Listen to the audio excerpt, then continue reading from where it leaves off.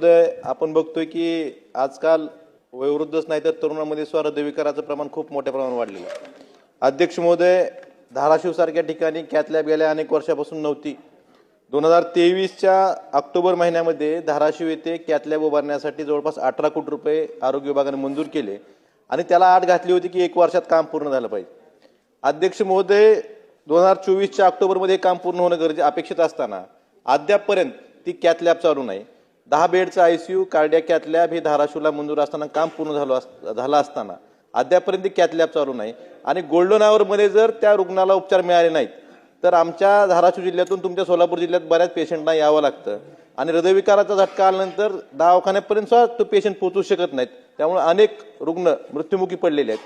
अध्यक्ष महोदय, 2024च्या त्या कॅथ लॅबच्या ज्या कामासाठी ट्रान्सफॉर्मर आणि जनरेटरची अडचण होती त्यासाठी जिल्हा नियोजन समितीतून मंजुरी दिली होती, परंतु ह्या स्थगितीच्या राजकारणामध्ये त्या जिल्हा नियोजन समितीच्या निधीला स्थगित दिल्यामुळे ते काम अपूर्ण राहिलं.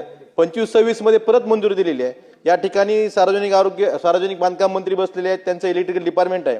माहिती त्यांना एवढीच विनंती करायची की हे ट्रान्सफॉर्मरचं आणि जनरेटरचं काम आपल्या सार्वजनिक बांधकाम विभागामार्फत हाती घेण्यात आलेलं आहे, त्यांना प्रशासकीय मान्यता दिलेली आहे. हे तात्काळ चालू करून गेल्या 2-3 वर्षात अनेक रुग्णांचे मृत्यू झालेले आहेत, तर हे काम लवकरात लवकर चालू करून धाराशिवची कार्डियाक कॅथ लॅब लवकरात लवकर चालू करावी यासाठी आपण स्पष्ट निर्देश द्यावेत.